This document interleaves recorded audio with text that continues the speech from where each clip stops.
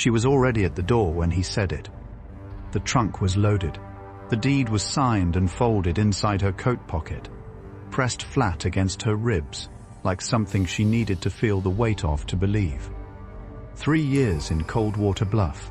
3 years of frozen winters and silent meals, and a grief that was never quite the clean kind, the kind you could hold up to the light and call by its proper name. She had survived all of it. She had sold every last acre. She had said goodbye to no one, because no one in this town had ever truly said hello to her. Her hand was on the door handle. The cold morning air pressed through the gap she had already made.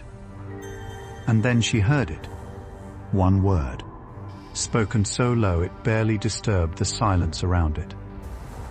One word that stopped her feet, stopped her breath, stopped the 3 years of slow leaving she had been doing without realizing it. One word from the quiet giant who had fixed her fence all autumn and never once asked her name. He said, simply and completely, "Stay."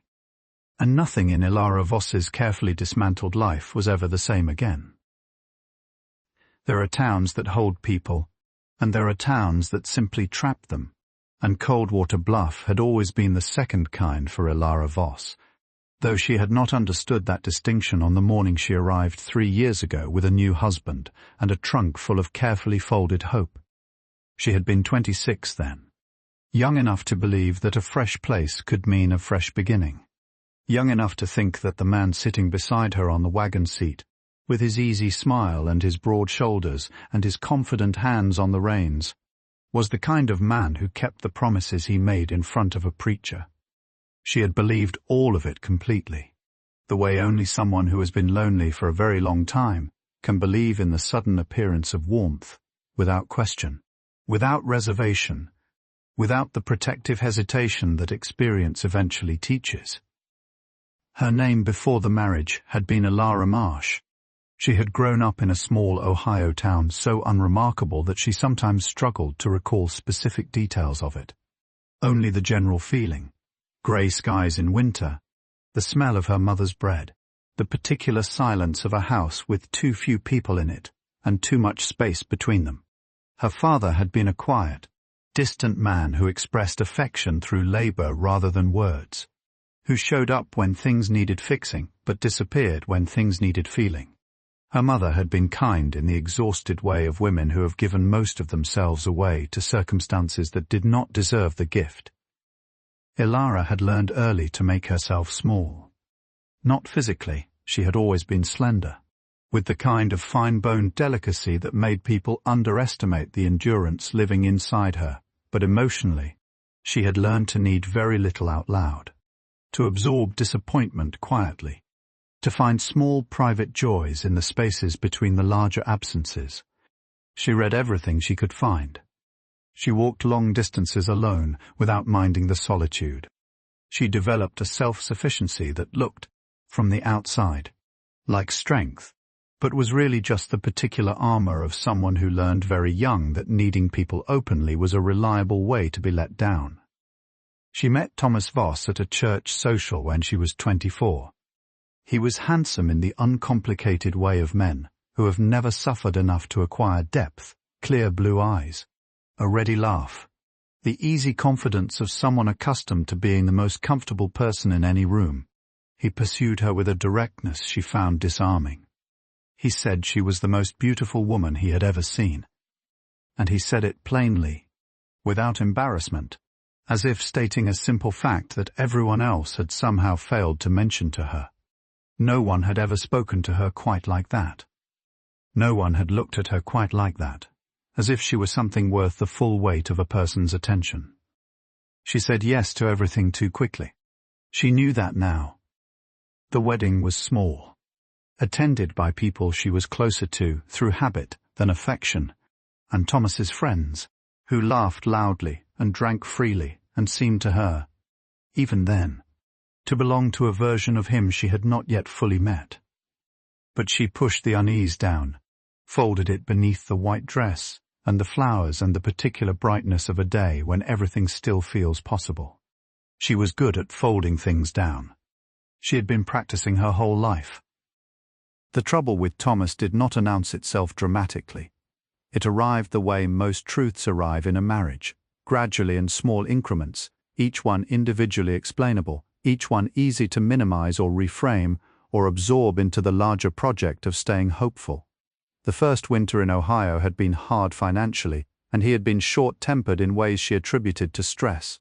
The second spring he had made decisions about money without consulting her, and when she raised it gently, he had looked at her with an impatience that said clearly she was not a partner in this arrangement, but a variable within it. By the time he suggested moving west to Montana, to land he had heard about from a man whose name she never learned, she had already begun the slow process of making herself invisible inside her own marriage. She went. Of course she went. There was nowhere else to be. Coldwater Bluff received them without ceremony.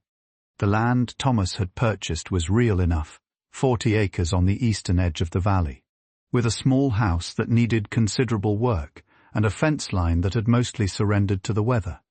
It was beautiful in a stark, demanding way, the kind of beauty that required something from you in return for the privilege of witnessing it. Wide open sky in every direction. Mountains in the distance that turned purple in the evening light. Air so clean and cold it felt like drinking water just to breathe it. Elara fell in love with the land immediately.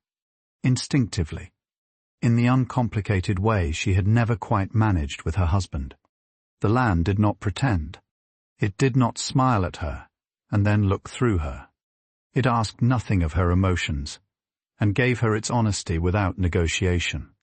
She spent her first months learning its particular rhythms, where the frost came first, which direction the wind favored, where the soil was richest.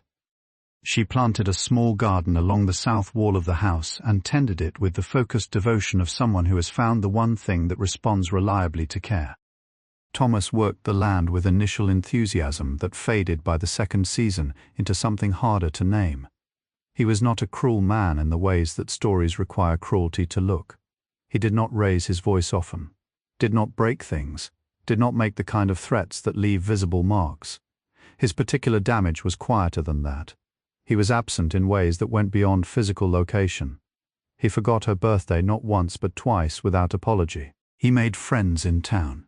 Men she did not know, men who gathered at the saloon on Friday evenings, and sometimes did not come home until the sky was pale again. And he brought that world back into the house with him in the form of a distance that widened month by month, until she sometimes sat across the dinner table from him and felt as alone as she had ever felt in Ohio. In the third year, he died. It was not dramatic. A fever that the town's only doctor, an elderly man named Pritchett, who had seen too much and had too few remedies left, could not get ahead of. Thomas was sick for 11 days. On the 12th day he was gone, and Elara sat beside the bed in the grey morning light and waited for grief to arrive in the form she expected, the tearing, devastating kind. The kind that announced itself with the full weight of irreversible loss. What arrived instead was something she could not entirely name. There was sorrow in it. Real sorrow. For the version of Thomas she had married before she understood who he actually was. For the life she had imagined on that wagon seat coming into Coldwater Bluff. For every quiet hope she had carried into this place and slowly, without ceremony, set down. But threaded through the sorrow was something else, a stillness, almost, she was ashamed to recognize, a relief not at his death, but at the ending of the particular loneliness of being invisible inside a life that was supposed to be yours. She told no one any of this. The town, which had never fully accepted her during Thomas's life, she was too quiet, too bookish, too unwilling to perform the social rituals that frontier women were expected to perform cheerfully and without complaint, became actively cool toward her after his death. There were women who looked at her with the particular suspicion reserved for widows who did not grieve loudly enough. There were men who looked at her with an interest that had nothing to do with her well-being. The preacher's wife, a formidable woman named Mrs. Gumtree, had said something once within Elara's earshot about the impropriety of a young widow living alone on the edge of town, as if loneliness were a condition Elara had chosen for the inconvenience of others. She endured it. She tended her garden. She repaired what she could repair. She let the fence line go because the fence line required a level of physical effort that fell outside what one slim woman alone could manage. And she did not ask for help because asking for help had always felt, to her, like the particular vulnerability she could least afford. She sold the livestock first, then the back 40 acres. Then the remaining land in a single transaction with a land agent from Billings who came through in October with cold eyes and a fair enough offer and no particular interest in her story. She signed the papers on a Tuesday morning and felt the last piece of the life she had not quite lived transfer out of her hands with a finality that was neither devastating nor relieving. Just done. She packed her trunk over 3 days, moving through the small house with the methodical attention of someone closing a place they do not intend to return to. She folded things carefully. She left the curtains because they had come with the house and belonged to it in a way she did not. She left the garden, or what remained of it after the first frost had come through, because the garden had always been more of the land than of her. On the last evening, she sat on the front step as the sun went down behind the mountains and turned the sky, the particular shade of rose gold that Montana does better than anywhere else on earth, and she tried to feel something definitive about leaving, something that would give the 3 years a shape she could carry. She felt very little. Only tired. Only the specific exhaustion of someone who has spent a long time being somewhere they were never quite meant to be, trying to become someone the place could recognize. She went inside. She did not look back at the mountains. She went to sleep earlier than usual, because the wagon was arranged for 6 in the morning, and because there was nothing left to stay awake for. She did not know, lying in that dark and empty house on her last night in Coldwater Bluff, that a man 3 fields over had spent the better part of the evening sitting very still on his porch, looking in the direction of her lamp, thinking about a word he had never said to anyone. A single word. That he had decided, sometime between the last light fading and the stars arriving fully overhead, that he was going to say in the morning, whether she wanted to hear it or not. There are men who fill a room simply by existing in it, and Caleb Horne was that kind of man. Though he had spent the better part of his 34 years doing everything in his considerable power to take up as little space as possible. He was large in the way that certain things in nature are large, not aggressively, not as a statement, but simply as a fact of the world that everything around him had learned to accommodate. 6'5" in his boots, with shoulders that required him to angle slightly through most doorframes and hands so broad that a single one of them could cover the entire top of a fence post with room to spare. He had the kind of physical presence that made strangers on the street instinctively move aside, without quite knowing why. The way water moves around a boulder, not out of fear, but out of simple, unthinking deference to something immovable. His face was not handsome in the way that Thomas Voss had been handsome. Not easy or uncomplicated or immediately readable. It was a face that had been shaped by weather and silence, and the particular discipline of a man who had learned to keep most of himself interior. A strong jaw darkened by several days of growth more often than not. Dark eyes set beneath a heavy brow. The kind of eyes that did not move quickly or carelessly, but settled on things with a steadiness that people sometimes found unnerving until they realized it was not judgment, but simply attention, full, unhurried, complete attention of the kind that had become so rare, it no longer felt familiar. He had come to Coldwater Bluff 7 years ago with nothing beyond a horse, a bedroll, a small amount of money saved from 3 years of ranch work in Wyoming, and the specific determination of a man who has decided that the life behind him will not be the life ahead of him. He had purchased the land adjacent to what would later become the Voss property, 45 acres of good grazing land with a creek running along the northern boundary, and a small but solid house that the previous owner had built, with the kind of careful attention that outlasts the builder by generations. He worked the land alone. He had always worked alone. Not because he was antisocial in the hostile sense of the word, but because solitude had been his most reliable companion since childhood, and he had made a kind of peace with it that most people never manage. He knew its rhythms. He knew its weight. He knew the difference between the loneliness that aches and the solitude that sustains, and he had learned, over many years and through considerable difficulty, to live primarily in the second of those two conditions. The town knew him the way small towns know quiet men, by his outline rather than his interior. They knew he was reliable. They knew that if something needed doing, he would do it without being asked and without requiring acknowledgement. They knew he paid his debts promptly and kept his word without exception and never started trouble, though the general consensus was that trouble, if it came looking for him, would find the experience considerably more educational than it had anticipated. Beyond these broad strokes, Coldwater Bluff had not particularly tried to know Caleb Horne, and Caleb Horne had not particularly tried to be known. He had noticed Elara Voss the first week she arrived. He would have been dishonest with himself to pretend otherwise. And whatever else Caleb Horne was, he had always been scrupulously honest with himself, even when the honesty was inconvenient. He had seen her standing at the edge of the property on a cold October morning, looking out at the fence line with an expression he recognized immediately, not helplessness, but the specific calculation of someone assessing a problem and determining what resources they actually had available to address it. She was slim and pale, and strikingly composed in a way that had nothing to do with coldness, and everything to do with a kind of interior discipline he recognized because he had built the same thing in himself. He had not introduced himself. He was not, by nature or practice, a man who introduced himself easily. Words had always felt to him like commitments, and he did not make commitments carelessly. He watched instead, from the respectful distance that his own property line provided, with the patient attentiveness of a man who understands that most things worth understanding require time. He watched her work.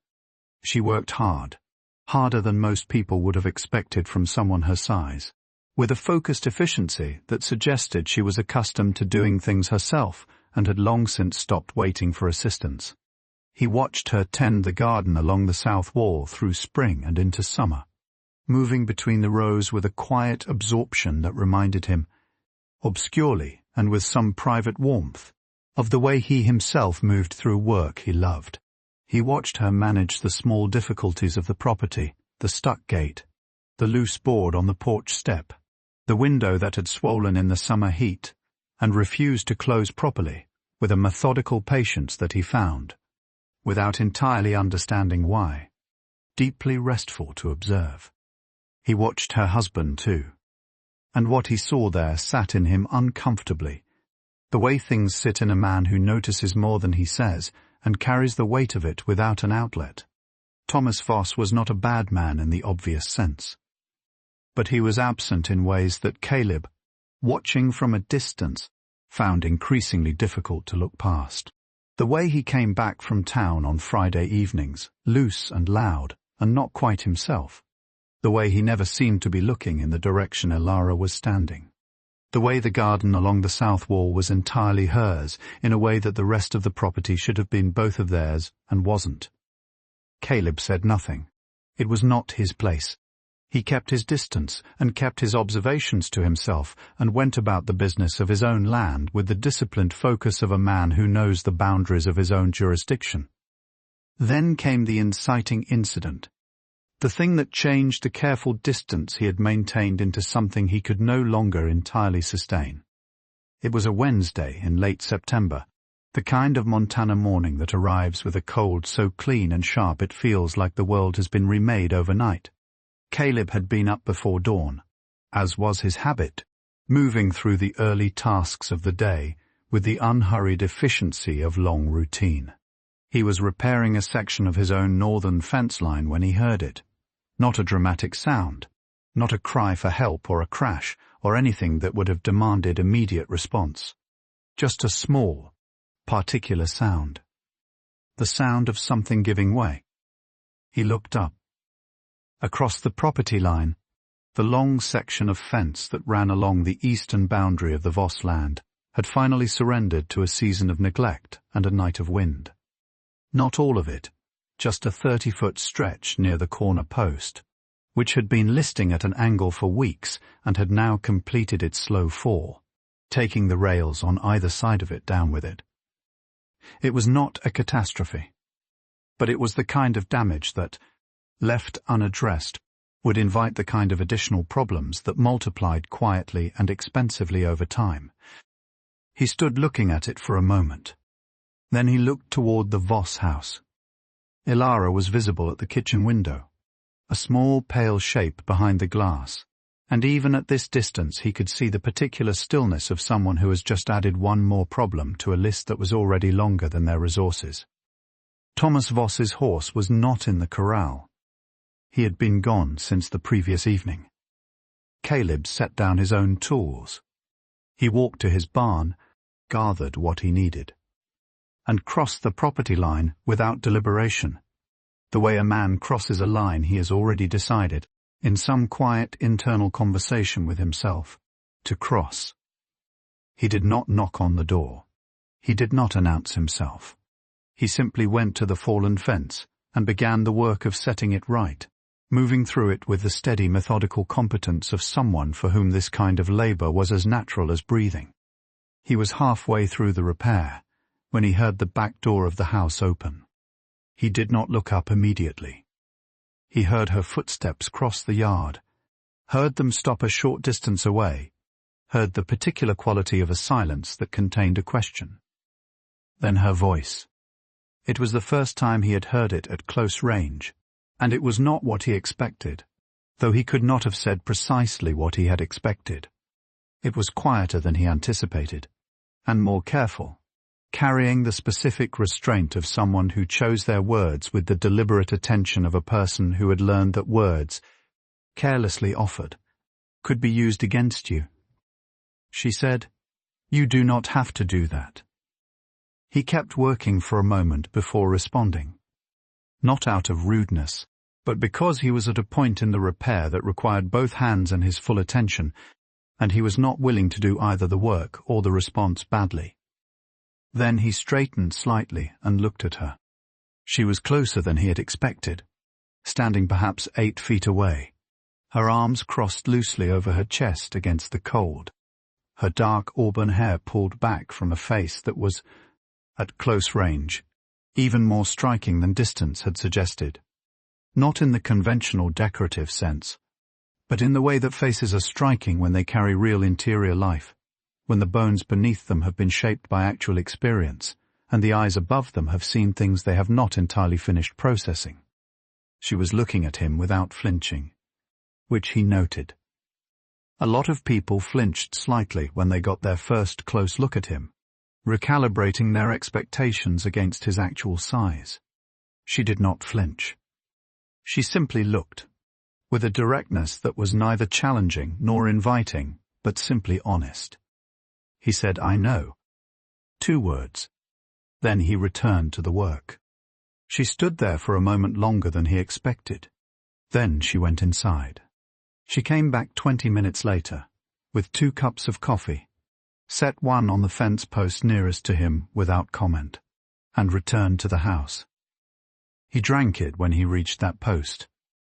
It was strong and slightly bitter, the way he preferred it, though he had no idea how she could have known that.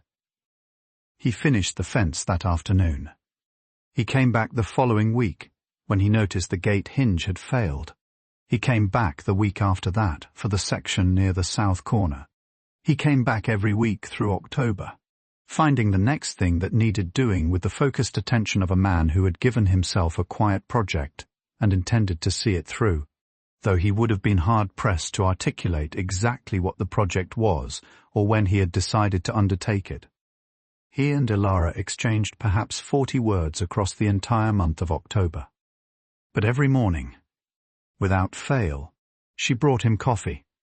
And every morning, without fail, he drank it. That was the whole of it, and it was enough. And neither of them said anything about it, because neither of them knew yet what to say, only that the ritual had become, in the particular silence of two very private people sharing a cold Montana morning across a repaired fence line, something neither of them was willing to be the one to end. Then Thomas Voss died, and everything that had been quiet became quieter still, and Caleb Horne kept coming back anyway. Not because he expected anything, not because he was owed anything, but because the fence still needed tending, and because somewhere in the month of October he had made a decision he had not fully examined yet, that this particular piece of ground, and the slim, careful, quietly enduring woman who moved across it every morning with her garden and her coffee, and her absolute refusal to ask for help she needed, was worth showing up for, every single day, for as long as she would allow it. The first real conversation between Elara Voss and Caleb Horne happened on a Thursday in early November, 6 days after Thomas Voss was buried in the small cemetery on the hill at the eastern edge of Coldwater Bluff, in a grave marked by a wooden cross that the preacher had provided, and that Elara had looked at for exactly as long as the ceremony required before walking back down the hill alone, her hands folded in front of her, her face composed in the particular way of someone who has already done their grieving privately and has nothing left to perform for an audience. The town had come to the funeral in the way that small towns come to funerals, not entirely out of affection for the deceased, but out of the collective social instinct that marks such occasions as mandatory, as moments when the community confirms its own existence by assembling around its losses. They had stood in their good coats in the cold November air, and bowed their heads at the appropriate moments, and afterward had gathered at the church hall where Mrs. Gantry and several other women had laid out food that nobody was particularly hungry for, and they had spoken to Elara in the careful, slightly elevated register that people use with the newly bereaved, full of words like blessing and peace and God's plan. Words that Elara received with quiet nods and a stillness that some people mistook for strength, and others mistook for coldness, and that was, in truth, simply the expression of someone who was very tired and very alone, and very far from anything that felt like home. Caleb had come to the funeral. He had stood at the back, apart from the main gathering, his hat in his hands, his dark eyes moving once toward Elara at the graveside and then away again, respecting the privacy of her grief even in a public setting. He had not gone to the church hall afterward. He was not a church hall kind of man, and he suspected, accurately, that his presence there would require more social performance than he was capable of delivering convincingly. He went home. He did his evening work. He sat on his porch for a long time after dark, looking in the direction of the Voss property, where a single lamp burned in the kitchen window with the particular steadiness of a light that has no one to come home to. He did not sleep well that night. The following morning he rose before dawn as always, and by the time the first grey light was pressing itself against the eastern sky, he was already at the Voss fence line, not because anything specific needed doing, but because the habit of showing up had become, over the weeks of October, as natural and unquestioned as any other part of his morning. It was colder than it had been. The ground had a skin of frost on it that crunched faintly under his boots, and his breath came in small white clouds that the wind immediately dispersed. The mountains to the west were hidden behind a low ceiling of cloud that had moved in overnight, and the sky had the particular flat pewter quality that meant snow before long. Not today, perhaps, but soon, the kind of soon that the land communicated with a certainty that could not be argued with. He was examining the post at the far corner, which had heaved slightly with the first hard frost, when he heard the back door. He straightened. Elara came across the yard with the 2 cups of coffee, the same as every morning, her dark coat pulled close against the cold, her breath visible in the air around her. She moved with the same quiet efficiency he had observed all through October, unhurried but purposeful, conserving energy with the practiced instinct of someone who had learned to measure their reserves carefully. She stopped at the fence, extended one cup across it. He took it. She did not immediately return to the house. This was different from the usual morning exchange, which had always been wordless and brief, a ritual completed and then released. She stood holding her own cup in both hands, looking out at the flat grey sky above the mountains, and the quality of her stillness was different from the professional composure she had worn at the funeral. It was rawer than that, more exposed. The stillness of someone who is very tired and has, perhaps, temporarily run out of the energy required to maintain all of their usual careful distances. Caleb waited. He was good at waiting. He had always been good at waiting. He understood that certain things could not be hurried without being broken, and that the right response to a silence that needed to exist was simply to exist alongside it, without filling it prematurely. After a time she said, "Without looking at him, I do not know what I am supposed to feel." He considered this carefully, as he considered everything, not performing consideration, but actually doing it, turning the statement over in his mind with the full attention it deserved. Then he said, "You do not have to feel anything in particular." She looked at him then. Directly, the way she had looked at him that first morning, without flinching and without performance, but this time with something additional in it, something slightly less guarded than usual. A hairline fracture in the composure, barely visible, but real. She said, "Everyone seems to think I should." He wrapped both hands around his cup, feeling the warmth of it against his palms, and looked out at the same stretch of sky she had been looking at. He said, "Everyone is wrong about a lot of things." Something moved across her face. Not quite a smile. She was too tired and too raw for anything that uncomplicated, but the shadow of one, the echo of the capacity for it, still present despite everything. She said, "You fixed the corner post." He said, "It heaved in the frost." She said, "You did not have to." He said, "I know." The same two words as the very first time, and just as before, he said them without apology and without explanation. As a simple statement of fact, he knew, and he had done it anyway, and the knowing and the doing were entirely separate things that did not require each other's justification. She looked at him for a moment longer. Then she said something he had not expected, offered in the same quiet, careful tone as everything else but carrying considerably more weight beneath it. She said, "Why do you keep coming back?" The question sat between them in the cold morning air. He could feel her watching him, waiting for the response with the particular vigilance of someone who has been given reasons before that later turned out to be something else entirely. Someone who has learned to listen not just to the words, but to everything beneath and around them. He took a slow breath. He said, "Because it needs doing. And because I have the time.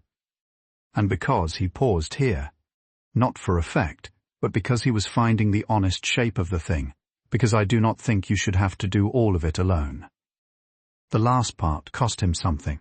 He was not a man who offered interior things easily, and that last sentence had come from somewhere further inside him than the previous ones.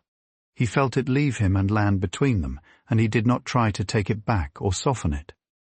Elara was quiet for a long moment. Then she said, "Thomas never fixed anything." It was the first time she had said her husband's name to him directly, and the way she said it was not bitter and not sorrowful but simply factual, the tone of someone stating a truth they have been carrying privately for a long time, and have finally, in the company of someone who seems capable of receiving it without using it against them, set down briefly in the open air. Caleb did not respond to that. There was nothing to say that would improve on the silence, and he knew it. They finished their coffee standing at the fence in the cold.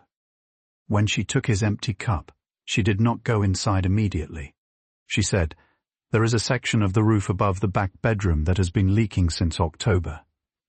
I have put a bucket under it, but the bucket is not a permanent solution. He looked at the roofline, assessed the angle, calculated what the job would require. He said, "I can look at it today if you're willing to have me on the roof." She said, "I would not have mentioned it if I was not." Which was, he understood, as close as Elara Voss got to asking for help. Not a request, but a disclosure. An opening. A carefully controlled lowering of one small section of the wall she maintained around her needs, offered not as vulnerability, but as a kind of provisional trust, small, specific, and entirely conditional on what he did with it. He did with it exactly what he did with every other thing she had offered him across the weeks of October.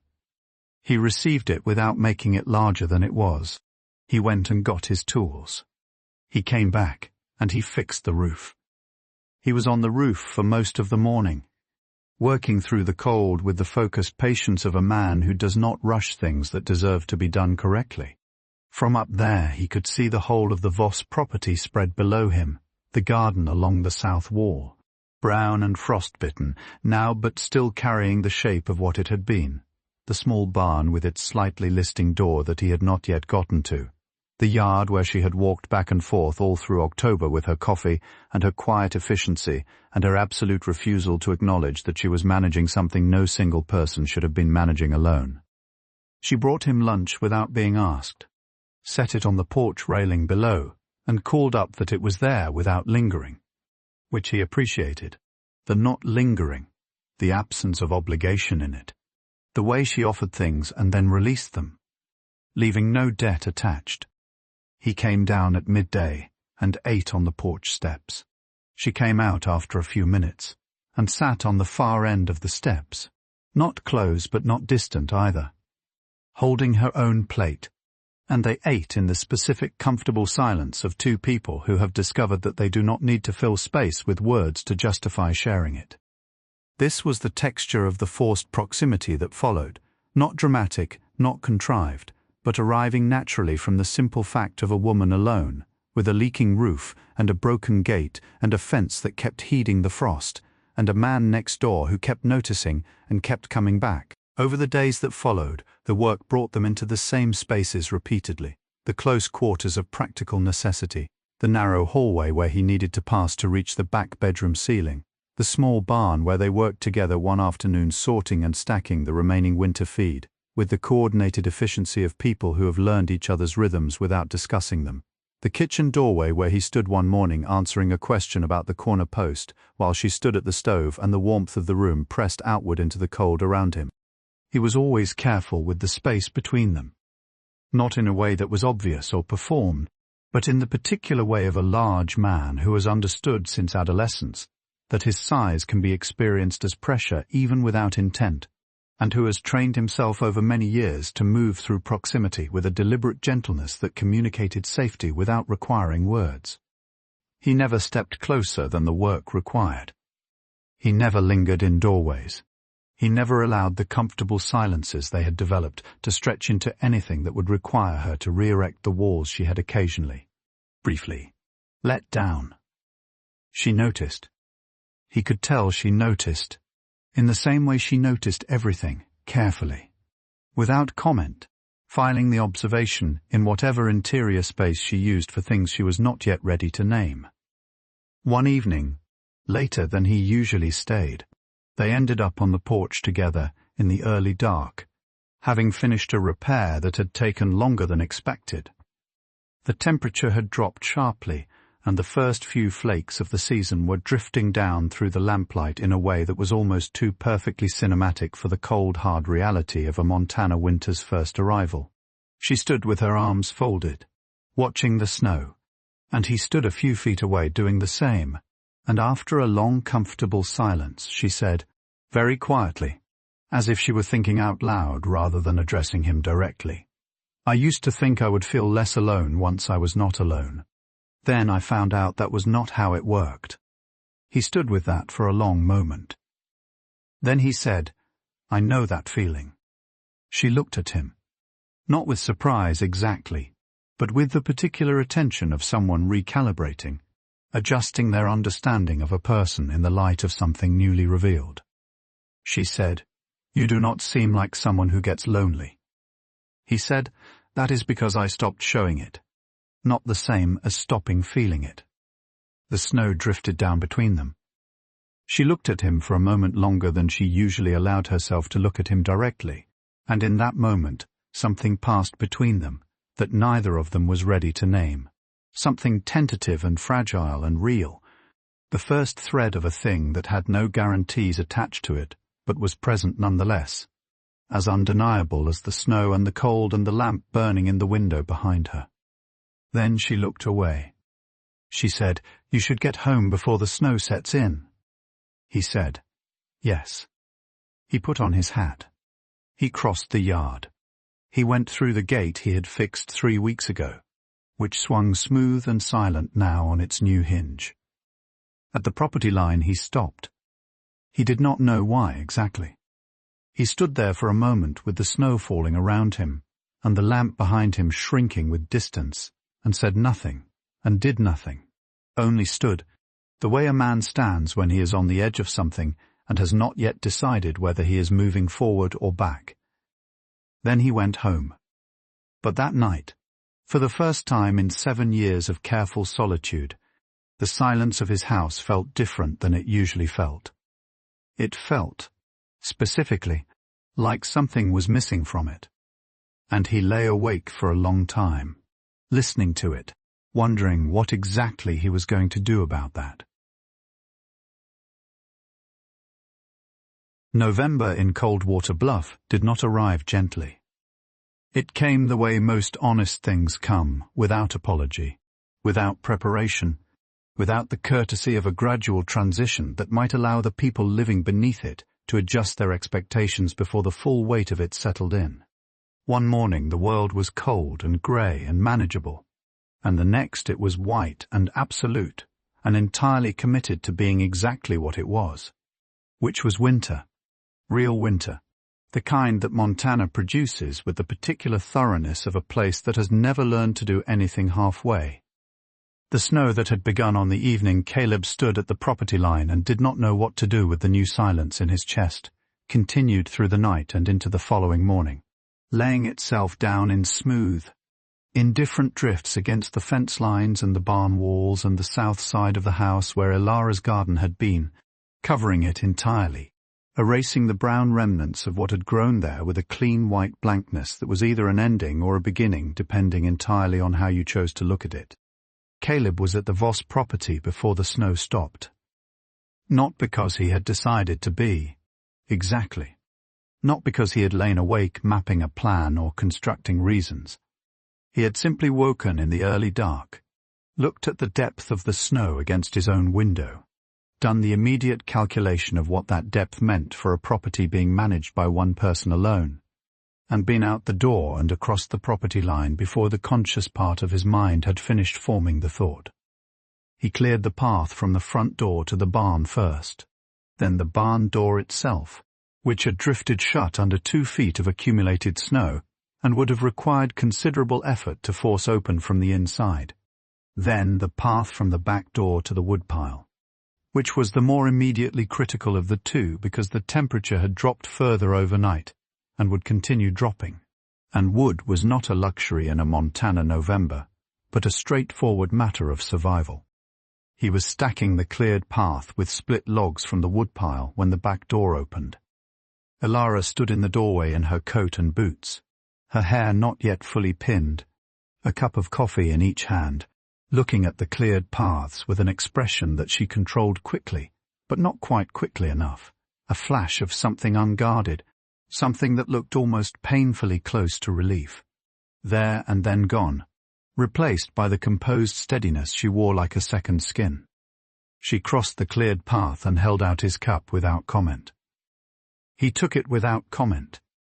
They stood in the thin early light with the snow still falling lightly around them, drinking their coffee, and the silence between them had by now acquired such a specific and comfortable texture that it no longer felt like an absence of conversation, but like a form of it, a language they had developed together without discussing it, made entirely of presence and proximity, and the small, reliable rituals that had accumulated between them across the weeks. After a time, she said, "You did not have to come so early." He said, "The barn door would have been a problem." She said, "I would have managed." He said, "I know you would have." A pause. Then she said, quietly, "That is not the same as it not being easier this way." It was, he recognized, a significant thing for her to say. Not because the words themselves were large, but because they represented a departure from her usual careful self-sufficiency, a small deliberate acknowledgement that the help was not just received but appreciated, that his presence made something genuinely easier, rather than simply less solitary. For a woman who had spent years making herself need as little as possible out loud, saying that a thing was easier with another person present was not a small concession. It was, in its way, an opening. He did not make it larger than she had made it. He simply said, "Good." And they finished their coffee, and he went to check the fence line for storm damage, and she went inside to begin the morning's work. And the day moved forward in the particular way that days move forward in winter when the snow has settled, and the wind has eased and the world has achieved the specific quiet that only deep cold and deep white together can produce. This became the shape of their days through November. He came every morning, not always at dawn, sometimes later, when his own work had reached a natural pause, but consistently, reliably, with the specific dependability that Elara had learned across her life to expect from very few people, and had not, until now, known quite what to do with when it arrived. He worked whatever needed working. She brought coffee in the morning, and sometimes lunch if the work was long, and in the late afternoons, when the light began to fail early and the cold pressed down harder, she sometimes called from the back door that there was soup if he wanted it, offered in the same careful, non-obligatory way she offered everything, as a possibility rather than a pressure, something to be taken or left entirely at his discretion. He stayed for soup more often than not. Not because he needed the food. Though the soup was good, she cooked with the same quiet precision she brought to everything. Nothing elaborate, but everything honest. The kind of cooking that tastes like someone paid attention. He stayed because the kitchen was warm, and because sitting across the table from her in the lamp-lit quiet of a November evening had become, without his entirely planning for it, one of the things he found himself looking forward to across the day with an anticipation he had not felt about anything in a very long time. The conversations that happened over soup were different from the conversations that happened at the fence line. Outside, their exchanges were practical, purposeful, anchored to the specific demands of work and weather. Inside, in the warmth and the lamplight, with the wind pressing against the windows and the stove ticking as it settled, something in both of them loosened slightly, the way cold muscles ease near heat. They talked about things that had no immediate utility. She told him about Ohio, about the particular grey quality of the winters there that she had spent years thinking she disliked until she came to Montana and discovered that grey winters were not the problem she had thought they were. He told her about Wyoming, about the ranch where he had worked for 3 years before coming north, about the particular quality of the light there that was different from here, in ways he had never been able to articulate precisely, but had always felt. She asked him once why he had left Wyoming. He was quiet for a moment, turning his coffee cup in his large hands, and she watched him think about how much of the true answer to give her, watched the calculation move through his expression with the transparency that she had come to understand was characteristic of him.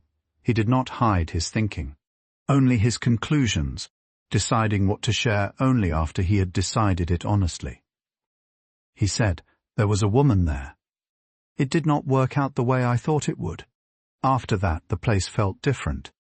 She said, "I am sorry." He said, "It was a long time ago. I learned things from it." She said, "What kind of things?" He looked at her across the table. He said that wanting something very much does not make you entitled to it, and that some people are not able to receive what you're trying to give them, and that is not always anyone's fault. Sometimes it is just a mismatch between what one person has and what another person needs. She held that for a moment. Then she said, very quietly, I understand that. He looked at her steadily. He said, I thought you might. The weight of what was not being said in that exchange sat between them with a density that neither of them moved to address directly, but that both of them felt, and that changed something in the air of the kitchen. A subtle shift in the atmosphere of the room that was not quite tension and not quite ease, but something in between, the specific charged quality of two people who are standing at the edge of something and are both, for their own reasons, not yet ready to step forward, but who are no longer entirely pretending that the edge is not there. She refilled his coffee without being asked. He thanked her. They talked about other things. But the edge remained. There were smaller moments woven through the larger ones, the kind of moments that do not announce themselves as significant, but that lodge in memory with a permanence that more dramatic events sometimes fail to achieve. The afternoon he was repairing the barn door hinge, and she came to hold the door steady while he worked. Standing close in the confined space of the barn entrance, her shoulder near his arm, both of them focused on the task, the specific warmth of another person's proximity in a cold space registering in his body with a clarity he could not entirely discipline away.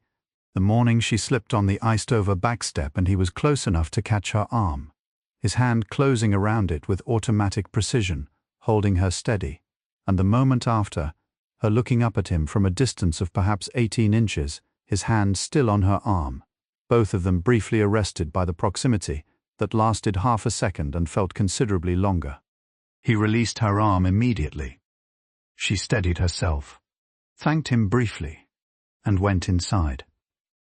He stood at the back step for a moment after the door closed, looking at his hand as if it had done something without his permission. Then he went back to work. There was an afternoon in the middle of November when the weather closed in so completely that he could not safely make the crossing back to his own property. The visibility dropped to near nothing in the space of 20 minutes, the wind rising from the northwest with the specific violence of a storm that had been building for days and had finally decided to arrive fully. He was inside the Voss barn when it hit, and coming out into it would have been not merely uncomfortable but genuinely dangerous. It was the kind of storm that disoriented men who knew the land well, that erased landmarks and directions, and the reliable shapes of things with an indifferent efficiency. Elara opened the back door and called across the yard that he should come inside. Not as an invitation, as a statement of simple practical fact. He came inside. The kitchen was warm and close, and smelled of wood smoke and the soup she had been making, and the storm pressed against every window with a sound like something enormous and impatient trying to get through. He sat at the kitchen table, and she sat across from him, and they ate soup and listened to the storm and talked about small things, the spring planting she had been thinking about despite everything, the particular stubbornness of the corner post that kept heaving with each freeze, a book she had been reading that she described with the specific animated quality that appeared in her voice whenever she talked about things she genuinely loved, a quality that was different from her usual careful composure and that he found, privately, and with considerable feeling, entirely captivating. At some point the lamp burned lower and she got up to trim it, and when she sat back down she was somehow slightly closer to her side of the table than she had been before, and he noticed it in the way he noticed everything about her, cataloguing it without comment, adding it to the specific and growing collection of details about Elara Voss that he carried around with him like a thing he had not agreed to carry but could not set down. She said, at one point in the evening, looking at the window where the storm pressed white and insistent, I used to be afraid of storms like this. When I was first here, he said. And now? She considered the question with genuine attention. She said, now I think I was afraid of the wrong things for a long time, and the things that are actually worth being afraid of are much quieter than storms. He said, what things? She looked at him. For a moment, the question hung between them in the lamplight and the storm sound, weighted with everything she had spent 3 years being afraid of in the quiet way. the way that does not announce itself, and does not resolve cleanly, and does not leave visible marks. Then she said, spending your whole life being somewhere without being seen by anyone in it. The words landed in him with a precision that suggested she had not entirely meant to say them, or had not known until they were out of her mouth quite how completely she meant them. A faint colour came into her face, very slight, barely visible in the low light, and she looked away and back again with the expression of someone who has briefly miscalculated how much of themselves they were willing to expose. He waited until she looked at him again. Then he said, with the particular quiet directness of a man who chooses his words carefully and means every one of them completely, "I see you." She was very still. The storm moved against the windows. The lamp burned low and steady.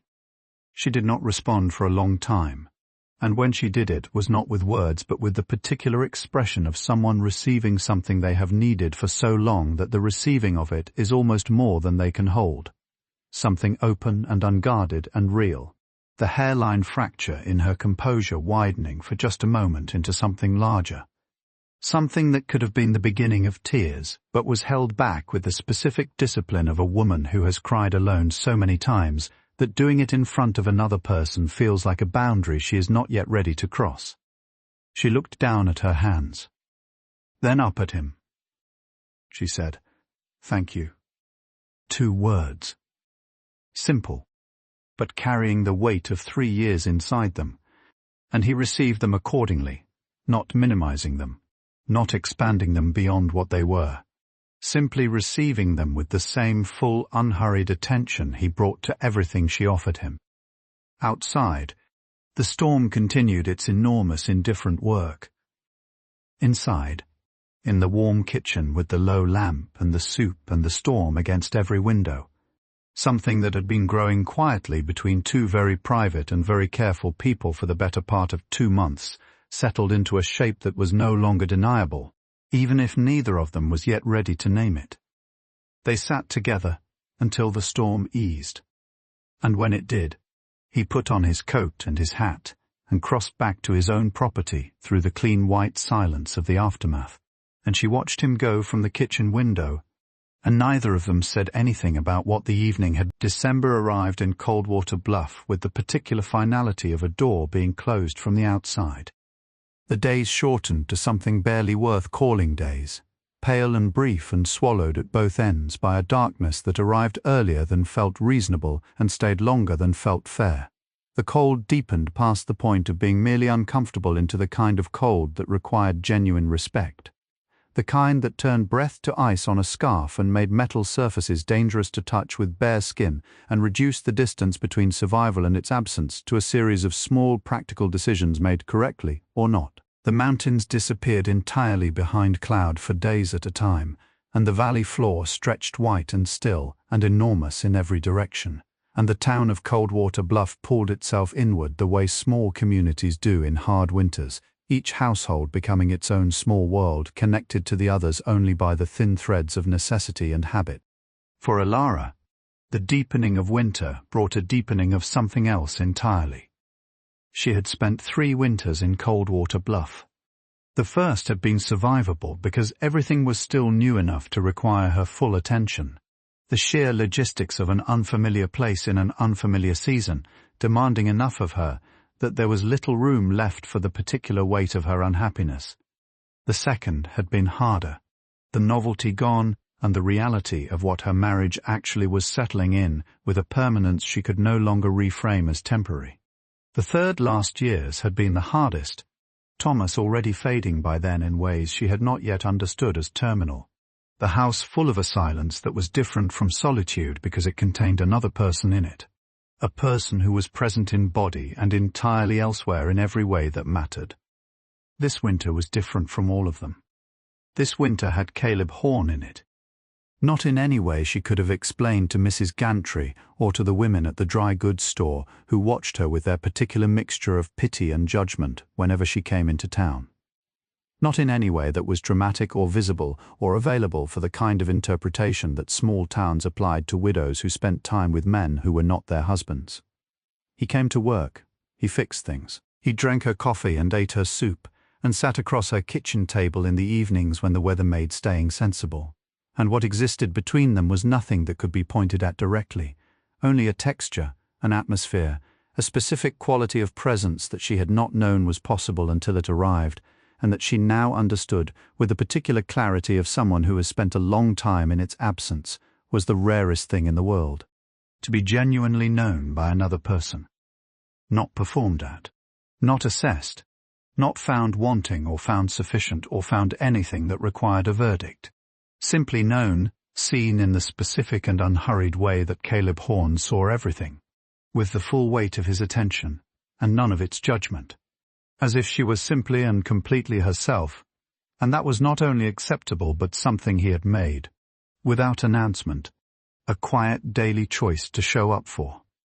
She did not know what to do with it.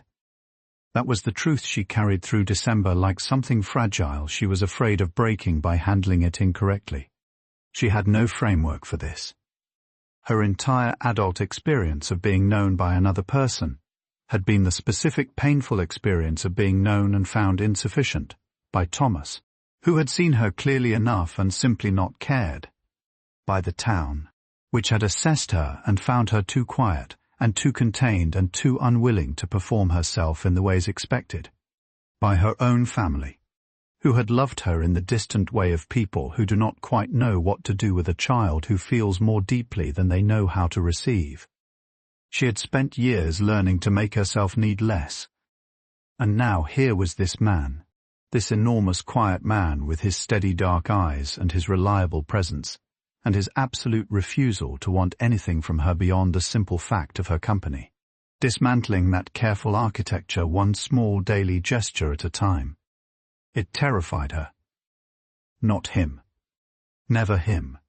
She had understood very quickly, with the particular instinct of a woman who has learned to read the difference between safety and danger through hard experience, that Caleb Horne was the safest person she had ever been near. It was not him that frightened her. It was what he represented, the possibility he carried simply by existing consistently in her orbit, the specific terror of beginning, after years of careful self-protection, to want something again, to want someone, because wanting, in her experience, was the beginning of the process that ended in loss, and she had been through enough loss already to understand viscerally that she did not have the reserves to survive another significant one. She kept showing up anyway. She brought the coffee every morning. She called from the back door about soup in the evenings. She sat across the table from him in the lamplight and talked about Ohio and books and the spring planting and the particular quality of the light in early December on fresh snow, which was, she had recently discovered, one of the most beautiful things she had ever seen. A blue-white luminescence in the late afternoon that made the whole world look like something from a painting done by someone who understood cold from the inside. He listened to all of it with the specific quality of attention that she had come to understand was simply how he listened to everything, completely, without reservation, without the slight distraction that indicated a person was already preparing their response rather than genuinely receiving what was being said. He told her things too, in the careful, measured way he shared himself, never rushing, never offering more than he had decided to offer, but consistent in his offerings, building something across the weeks of December that she eventually understood was not accidental but deliberate. He told her about his family, or the absence of it, a father who had been difficult in ways he described without self-pity, but with a precision that told her the difficulty had been real and lasting, a mother who had done her best under circumstances that had not been fair to her. He told her about the years of ranch work before Coldwater Bluff, about the specific loneliness of being the largest man in any room, and having people respond to your size before they responded to you, about the long, slow work of learning not to need their response to know your own worth. She said, "One evening, how did you learn that? To know your own worth without needing someone else to confirm it." He was quiet for a long time. Then he said, "I am not sure I have learned it completely. I think it is more that I have learned to live with the uncertainty of it. To show up and do the work, and let that be enough. Most days. And on the days it is not enough, he stopped. Started again. On the days it is not enough. I tried to remember that a day is only a day. That the next one might be different. She looked at him across the table. She said, "That is the most hopeful thing I have heard anyone say in a very long time." He looked faintly surprised, as if he had not considered the statement from that angle. He said, "I did not think of it as hopeful. I thought of it as practical." She said, "Maybe those are the same thing sometimes." He considered this with the genuine attention he gave to everything she said, as if her thoughts deserved the full weight of his consideration rather than the polite partial attention that most people offered each other in conversation. Then he said, "Maybe they are." It was in the second week of December that the darkest moment arrived. Not announced, not dramatic in its approach. It came the way the most damaging things come, through the ordinary channel of other people's words, delivered without particular cruelty, but with the specific destructive power of a truth that someone has decided you needed to hear, regardless of whether you were equipped to receive it. She had gone into town for supplies, a practical necessity, the kind of errand she managed with the efficient minimalism she brought to all social interactions. Get what was needed, exchange the minimum of pleasantries required by basic courtesy, return home. She had her list and her intention and her composure firmly in place when she encountered Mrs. Gantry outside the dry goods store. Mrs. Gantry was not a malicious woman, which somehow made what she said worse. She was simply the kind of woman who had appointed herself the moral administrator of the community's standards, and who performed this role with the cheerful conviction of someone who genuinely believed she was providing a service. She said, in the particular tone of concerned friendliness that preceded the things she wanted to say, but wanted to be able to deny having meant cruelly, "My dear, people are beginning to talk. About the Horne man and the amount of time he seems to be spending at your property." Elara had kept her face very still. Mrs. Gantry had continued, "I am sure there is nothing to it. Of course. But you know how people are. A young widow, living alone, a man coming and going at all hours. It does create a certain impression. And you have struggled enough already to find your place here. I would hate to see you make things harder for yourself than they need to be." The words were delivered with complete sincerity. That was the particular quality of Mrs. Gantry's damage. It was entirely unaware of itself. Elara had thanked her, completed her errands, and walked home through the cold with the specific controlled pace of a person keeping something contained that would not remain containable indefinitely. She did not cry until she was inside with the door closed. Then she sat at the kitchen table and cried in the way she always cried, quietly, privately, with the particular efficiency of someone who has learned to grieve on a schedule, and when she was done, she washed her face and dried her hands and sat for a long time in the cold kitchen without lighting the lamp. People are beginning to talk. She had known, somewhere beneath the warmth of the past weeks, that this was coming. She had known it with the part of her that had spent 3 years in this town and understood its specific architecture of judgment.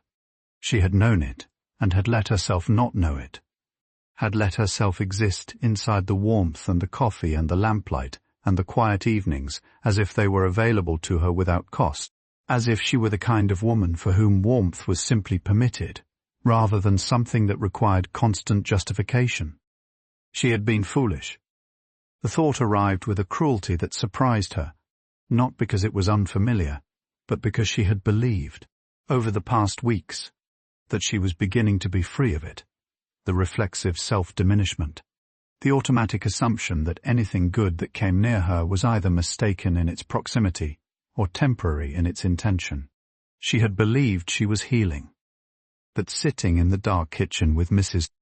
Gantry's words still sharp in the air around her, she understood that healing was not a destination you arrived at and then stayed in. It was a direction, and directions could be reversed. When Caleb came the following morning, she did not bring coffee. She opened the back door before he reached the porch and said, without meeting his eyes, that she did not think he should come any more. That she was grateful for everything he had done. That the major work was finished now, and she could manage the rest. She said it in the careful, composed tone she used for things that cost her considerably more than her voice revealed. He stood very still. He did not argue. He did not push. He looked at her for a long moment with those steady dark eyes, and she kept her own gaze slightly to the side of his, because she understood, with the certainty of someone who knows their own weaknesses, that if she looked at him directly, she would not be able to finish saying what she had decided to say. He said, "Did something happen?" She said, "Nothing happened. I simply think it is better this way." A pause that had more inside it than any pause she had ever experienced. Then he said, "All right." 2 words. And he left. She went inside and closed the door and stood in the kitchen with her back against it and listened to his footsteps cross the yard, heard the gate open and close on its repaired hinge, heard the silence that followed, enormous and absolute, and entirely without the specific quality that had been living in it for the past 2 months. She had made the right decision. She was almost certain of it.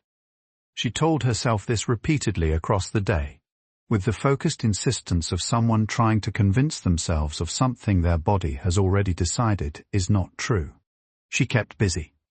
She worked through every task she could find with a mechanical efficiency that kept her hands occupied and her mind insufficiently so, because her mind kept returning, with the involuntary persistence of a compass finding north, to the sound of that gate closing. By evening the house felt smaller than it had ever felt. And the silence in it was the wrong kind, not the sustaining solitude she had built her survival on, but the aching kind, the kind that knows exactly what it is missing and offers no comfort in the knowing. She sat at the kitchen table in the lamplight. She did not eat. She looked at the 2 cups she had not used that morning, sitting on the shelf above the stove where she always set them out the night before, and the sight of them, small, ordinary, entirely undramatic, broke something open in her chest that she had not known was waiting to break. She pressed her hands flat on the table. She breathed.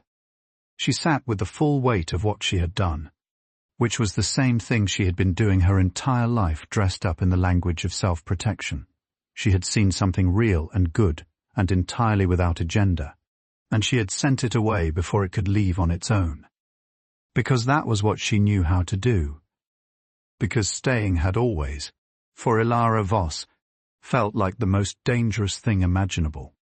Outside, the December dark pressed against the wind. The morning she was leaving, the sky was the color of old pewter. Not dramatic. Not storming. Just flat and cold and entirely indifferent. The kind of sky that does not concern itself with the significance of what happens beneath it. That stretches from horizon to horizon with the enormous uncaring patience of something that has witnessed everything and been changed by none of it. The kind of sky that Montana produces in December, with a regularity that stops feeling like weather and starts feeling like a position. The land's fundamental statement about the nature of endurance. Elara had been awake since before 4. Not because she had slept badly, though she had, because there was a specific quality to the last morning in a place that she had experienced before the last morning in Ohio, the last morning in the house where she had grown up, the particular heightened stillness of a space that knows it is being left and seems to expand slightly in the hours before departure, as if offering one final full accounting of itself. She had moved through the house in the early dark, with a lamp, doing the last small tasks, wiping down the kitchen surfaces, checking the stove was properly cold, closing the shutters on the windows she would not open again. She had done all of it without feeling very much.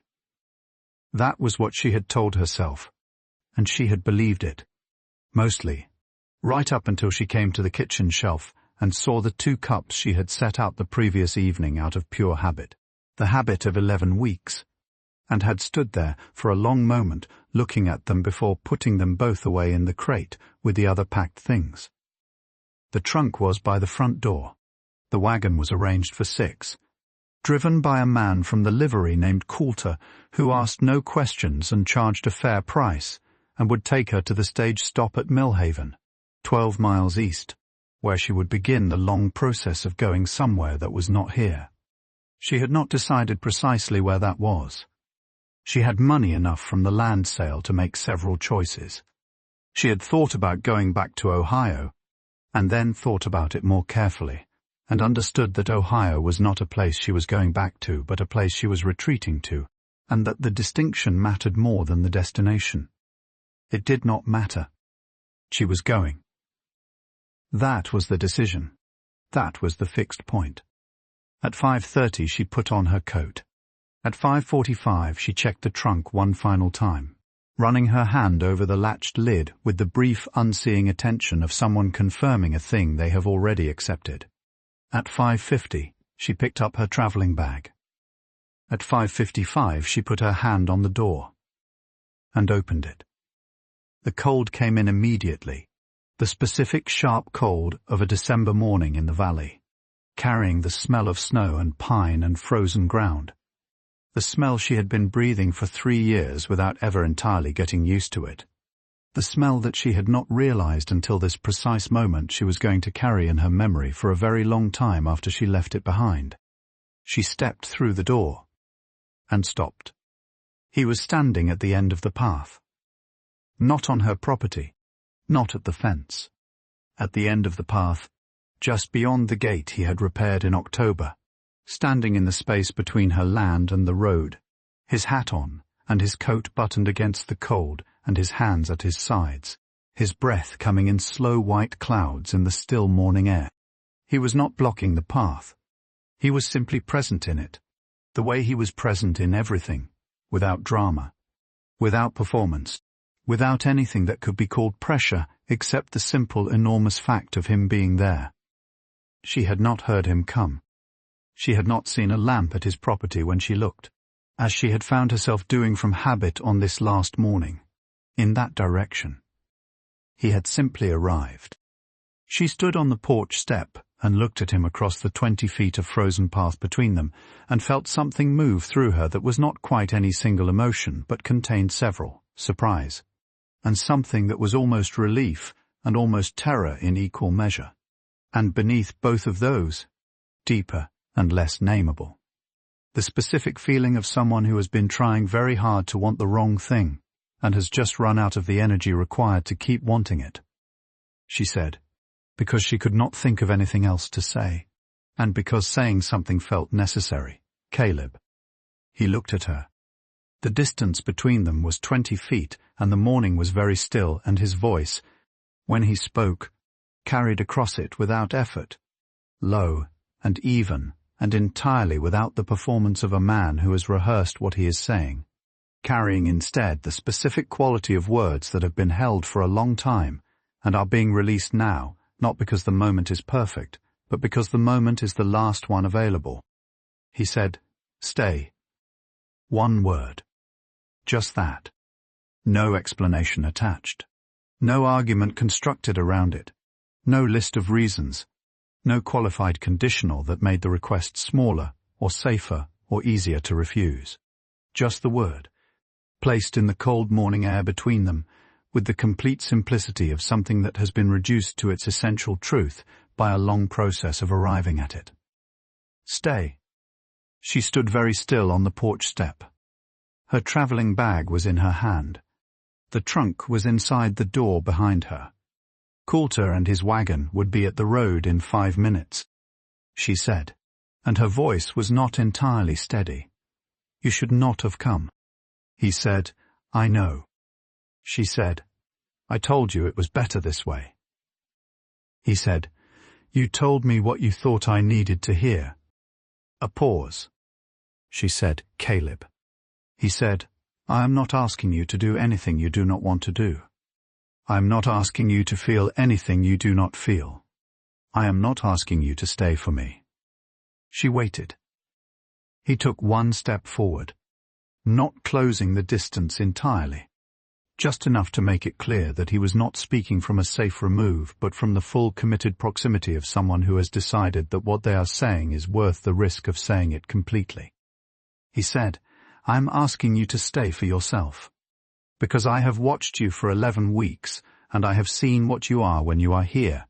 In this place, in your garden, and at your fence, and in your kitchen, with your books and your coffee, and your absolute refusal to let anything defeat you. And I have seen what it costs you to be here alone. And I am asking you," he stopped, drew a breath, started again. "I am asking you to consider that leaving is not the only way to be free, that sometimes staying is the braver thing. And that you deserve," he said this last part with a slowness that suggested he was choosing every syllable with the full weight of his intention, "that you deserve to be somewhere that you are not just surviving, somewhere that you are seen." The last word landed in her with a precision that stripped away everything she had been carrying as a defense against this exact moment. She had not cried in front of another person since she was a child. She did not cry now, entirely, but her eyes filled, and she did not look away. And the tears that had been building since the evening she sat alone at the kitchen table, looking at the 2 unused cups, arrived at last, not as collapse, but as release. The specific feeling of something held for too long being finally, carefully, set down. She said, "I am afraid." He said, "I know. So am I." That surprised her. She looked at him with the particular attention she reserved for things she needed to understand completely. She said, "Of what?" He said, "Of saying this and having you leave anyway. Of having shown you the most important thing I have ever meant, and watching it not be enough." He paused. "But I am more afraid of not saying it. Of watching you walk down that path and spending the rest of my life knowing I had one moment, and I let it go because I was trying to be careful." She looked at him for a long time. The sky above the mountains was beginning to lighten, almost imperceptibly at the eastern edge. The specific pre-dawn grey shifting by the smallest degree towards something that was not yet light, but was the direction of it. She said, "I have made so many mistakes in believing people." He said, "I know.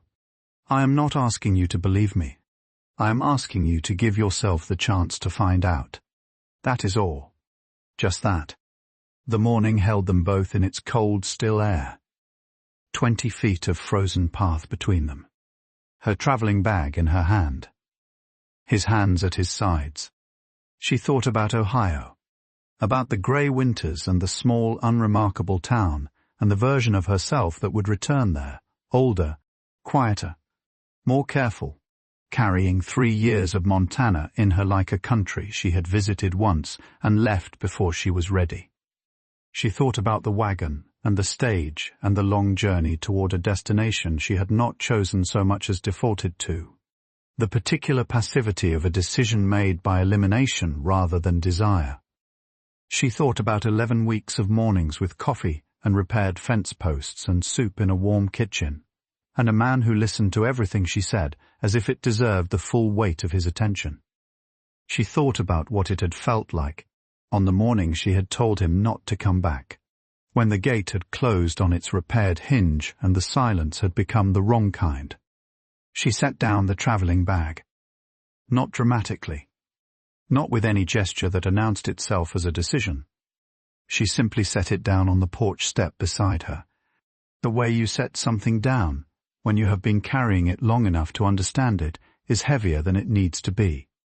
She said, "The garden will need to be replanted in spring." He was very still for a moment. Then something moved through his expression, not triumph, not relief in the uncomplicated sense, but something deeper and quieter than either of those, the specific expression of a man receiving something he had hoped for but had not allowed himself to count on, receiving it with the full, careful attention it deserved. He said, "I know a good spot along the south wall that gets sun until mid-afternoon." She said, "I know that spot." He said, "The soil there is better than it looks." She said, "Most things are." They looked at each other across the path. The morning was very still around them.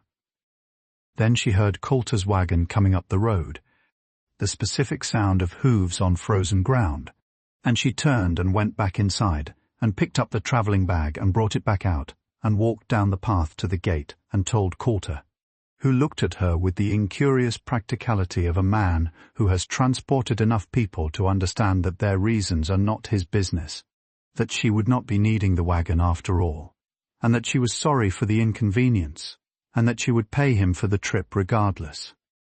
Coulter took the money without comment and turned the wagon around and drove back toward town without looking back. She stood at the gate. Caleb was a few feet away, close enough now that she could see the details of his face clearly, the weathered lines of it, the steadiness in his eyes, the slight tension in his jaw that told her he had been less composed about this morning than he had appeared from 20 feet away, that the careful stillness he had held while he spoke had been held at a cost. She said, "I have not agreed to anything beyond staying." He said, "That is enough." She said, "I am not easy to know." He said, "I have been getting to know you for 11 weeks. He paused. "I am not in a hurry." She looked up at him. He was so much taller than her that looking up was simply the geometry of being near him, a fact of proximity she had grown accustomed to without quite realizing it, and felt, for the first time in longer than she could accurately recall, the specific sensation of standing exactly where she was supposed to be. Not because the place was perfect, not because she had arrived at certainty, but because she was standing in it by choice, a choice made not out of exhaustion or default or the absence of alternatives, but out of the first genuine act of self-knowledge she had managed in years, the understanding that what she wanted was here, and that wanting it was not weakness, and that she was, despite everything, brave enough to stay for it. She picked up her travelling bag. She turned and walked back up the path toward the house. He fell into step beside her, not close but present, and they walked in silence up the path to the porch, and she opened the door, and the warmth of the house came out to meet them, and she stepped inside. And this time, she did not close the door behind her. She left it open. Spring came to Coldwater Bluff the way it always came, slowly, and then all at once. There were weeks in late February when the snow began to thin at the edges, pulling back from the south-facing slopes in gradual retreat, revealing the dark earth beneath with the tentative quality of something emerging from a long concealment and not yet certain of its welcome. Then March arrived with its particular combination of cold mornings and afternoons that carried, for the first time since October, the faint suggestion of warmth in the light, not warmth itself, not yet, but the direction of it, the unmistakable inclination of the season turning toward something other than endurance. And then one morning in the first week of April, Elara walked out the back door and smelled the ground. Not the frozen mineral smell of winter, not the wood smoke and cold that had been the olfactory texture of the past 4 months. Something else, something green and alive and entirely without ambiguity. The smell of soil that has decided to be productive again, that has completed whatever interior process winter requires of it, and has arrived, quietly and without announcement, at readiness. She stood on the back step for a long moment with her eyes closed, breathing it in. Then she went to get her garden tools. Caleb was already at the south wall when she came around the corner of the house, which did not surprise her. He had been there when she looked for him, consistently and without exception. Every morning since the December morning, she had set down her travelling bag on the porch step and turned back toward the house. Not intrusively, not with the particular hovering quality of someone who has made themselves indispensable and knows it, simply present, in the way he had always been present, reliably, quietly, with the specific dignity of a man who shows up because he has decided to and requires no ongoing acknowledgement of the decision. He had broken up the soil along the south wall the previous afternoon.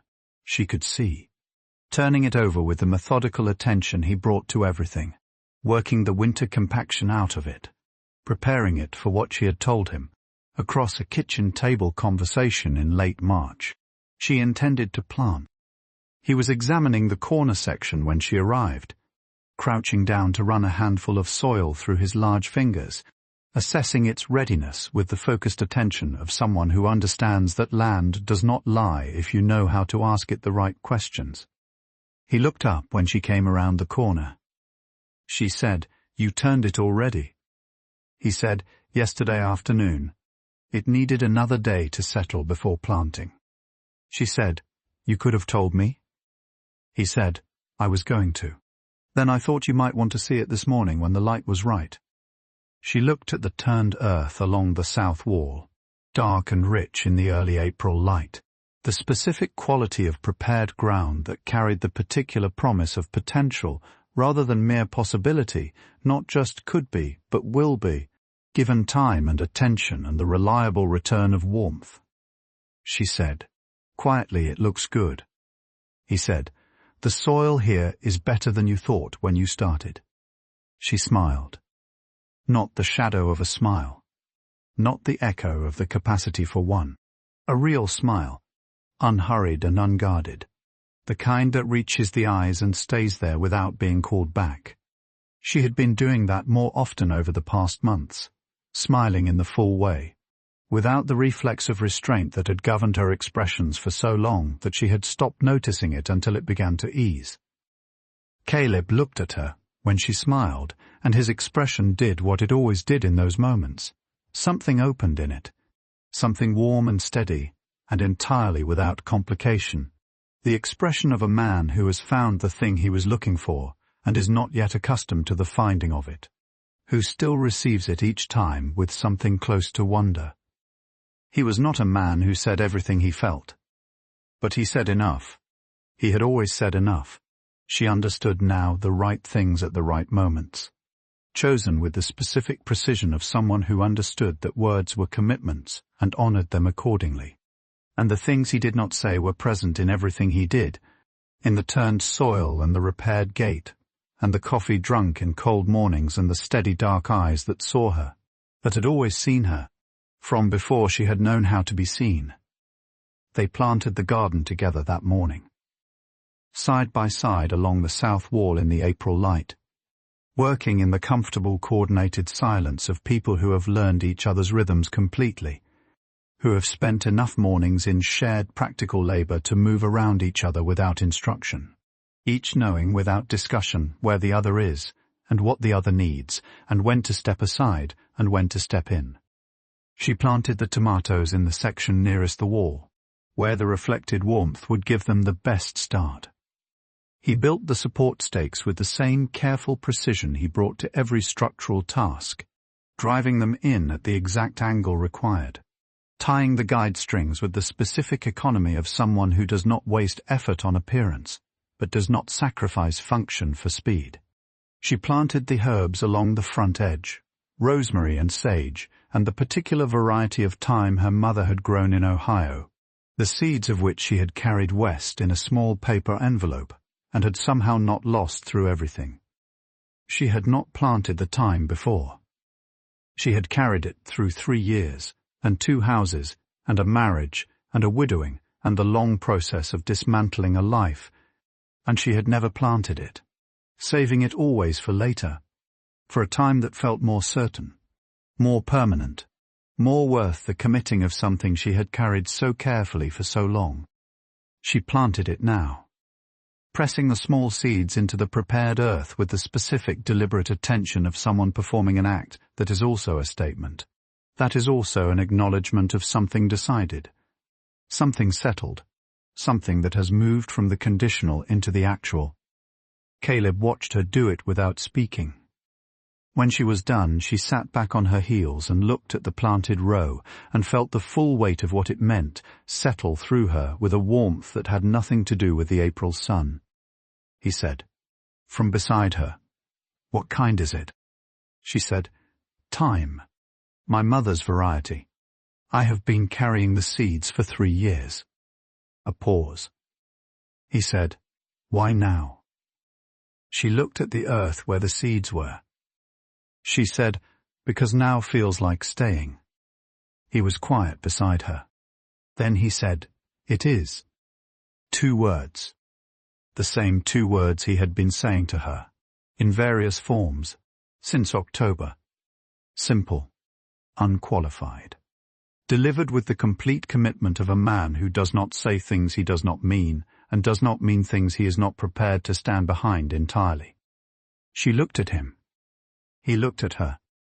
And in the April light, with the garden planted between them and the mountains visible again for the first time in weeks, emerging from their winter concealment into the clear air with the specific grandeur of things that have always been there, and have simply been waiting for conditions to allow themselves to be seen.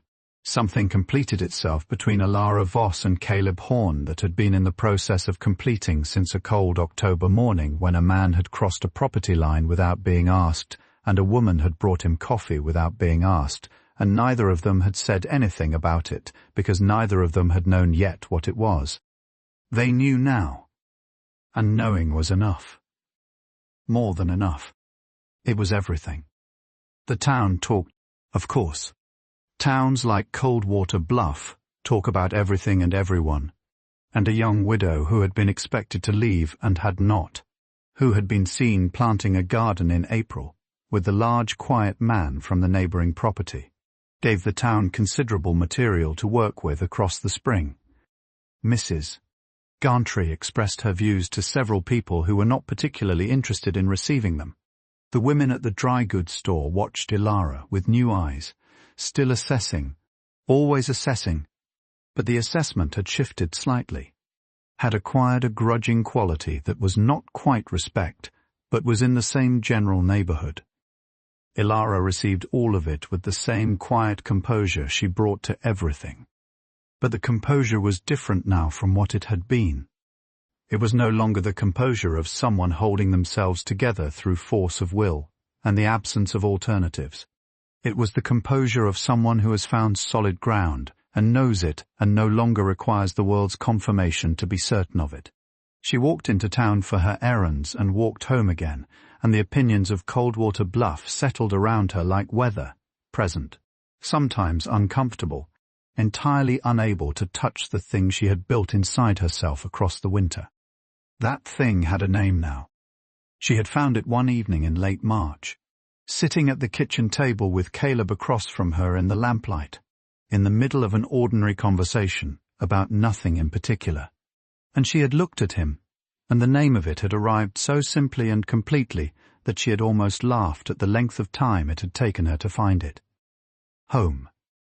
Not the house. Not the property. Not Coldwater Bluff with its peeling storefronts and its pewter skies and its small community of people who had never quite known what to do with her. The feeling itself. The condition. The specific quality of being exactly where you are supposed to be, with exactly the person who sees you completely, in a moment that requires nothing from you beyond the willingness to be present in it.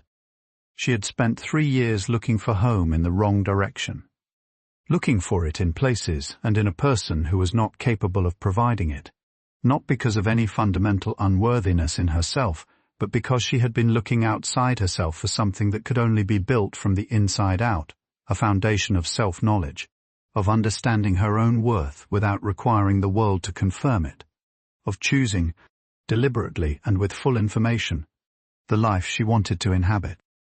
Caleb had not given her that. She wanted to be precise about this. In the quiet, internal way she was precise about things that mattered. He had not rescued her. He had not fixed her. He had not arrived and made her whole by the force of his presence or the steadiness of his attention. What he had done was simpler and more significant than either of those things. He had shown up, consistently and without agenda, and in showing up he had given her the specific gift of being witnessed, of existing in the full view of another person who had no interest in editing what they saw to make it more convenient, who had looked at her in her exhaustion and her grief and her careful self-containment, and had found, without deliberation, something worth returning to every morning. That witnessing had not healed her, but it had given her the conditions in which she could begin to heal herself. And that, she had come to understand, was the most any person could ever truly offer another. Not the healing, not the saving. Only the conditions. Only the steady, reliable presence that said, without words and without qualification, I am here.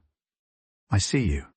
Whatever you need to become, you can become it here, and I will not leave while you are becoming it. She had become something across that winter. Not a different person. Not a transformed version of herself that bore little resemblance to the woman who had arrived in Coldwater Bluff 3 years ago with a trunk full of hope and a husband who would not look in her direction.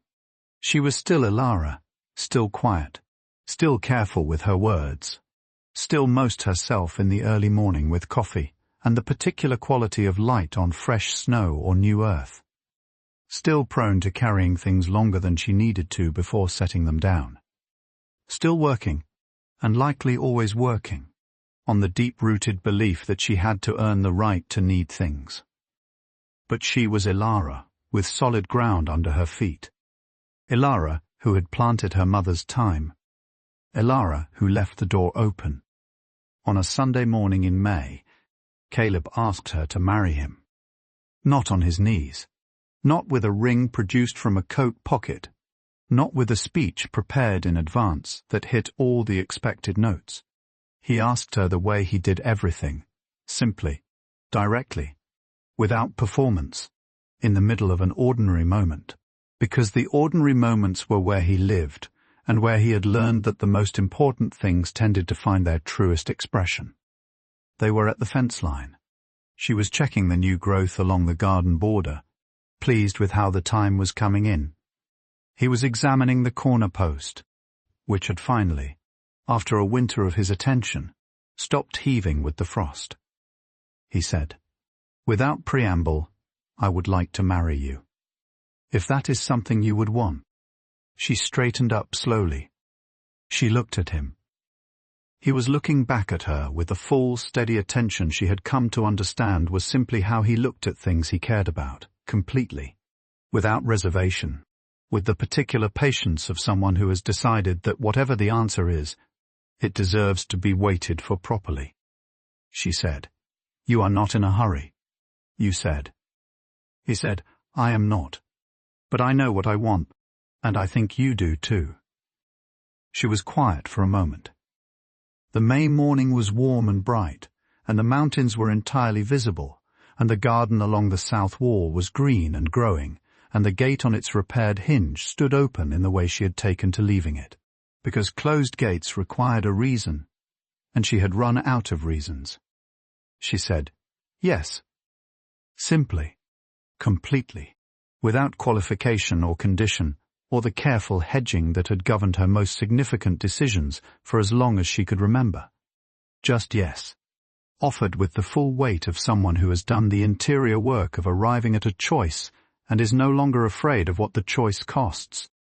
He exhaled once, slowly, and smiled, a full, unhurried, unguarded smile that she had seen only a handful of times across the winter, and that transformed his face in a way that made her understand she intended to spend a great deal of time in the future being the reason for it. She walked to where he was standing at the corner post, the one that had finally stopped heaving, the one he had set right across a whole winter of patient returning, and she stood in front of him, and he looked down at her with those steady, dark eyes, and she reached up and took his hand in both of hers, her slender pale hands against the enormous breadth of his, an image that contained, in its simple geometry, everything about what they were to each other and what they had built across the cold months and the coffee and the lamplight and the repaired things. She said, "You fixed the post." He said, "It just needed someone to keep coming back to it." She understood that he was not talking about the post. She held his hand for a moment in the May morning, with the garden growing behind her, and the mountains clear above them, and the gate standing open, and the time coming in along the south wall where the light lasted longest. Then she said, "Come inside. The coffee is ready." And he did. And it was. And the rest of their story, the long, ordinary, extraordinary rest of it began exactly there. In the warm kitchen with the morning light coming through the windows and the coffee and the open door, and a particular quality of a silence that was finally, completely, the right kind, the sustaining kind, the kind that does not ache, the kind that is simply two people, in the same place, at the same time, choosing each other with the quiet daily gravity of people who understand that love is not a single dramatic moment but a long series of ordinary ones, chosen again and again, each morning, at the fence line, and the kitchen table, and the garden along the south wall, and every ordinary extraordinary place in between. There is a lesson in Elara's story that belongs to all of us who have spent time making ourselves smaller than we are, who have learned, through the particular education of disappointment, to need less out loud, who have confused self-protection with self-knowledge and called the confusion wisdom. The lesson is this: you do not have to earn the right to be stayed for. You do not have to be easier or simpler or less broken or more certain or further along in your healing before you are worthy of someone who shows up at the fence line every morning without being asked and without requiring anything in return except the simple fact of your presence. Some people will simply stay, not because you have finally become enough, but because you were always enough, and they could see it, and they were willing to keep showing up until you could see it too. That is not rescue. That is love. The real kind, the quiet, reliable, fence-fixing, coffee-drinking, gate-leaving, open kind. The kind that does not announce itself dramatically but simply continues, day after day, in the ordinary light of ordinary mornings, in the patience of a man who knows that some things cannot be hurried and that the things worth having are always worth the waiting. Elara Voss planted her mother's thyme in April and watched it come in green and steady through the spring, and she understood that she had not just planted seeds in the ground. She had planted herself. Finally, completely, without reservation. And she grew. Thank you for spending this time with Elara and Caleb on Cowboy Tales. If their story moved you, if it reminded you of your own quiet strength, or gave you hope that the right kind of staying is still possible, please leave a comment below. Your words mean more than you know. Subscribe to Cowboy Tales so you never miss a story, and share this one with someone who needs to be reminded today that they are worth staying for.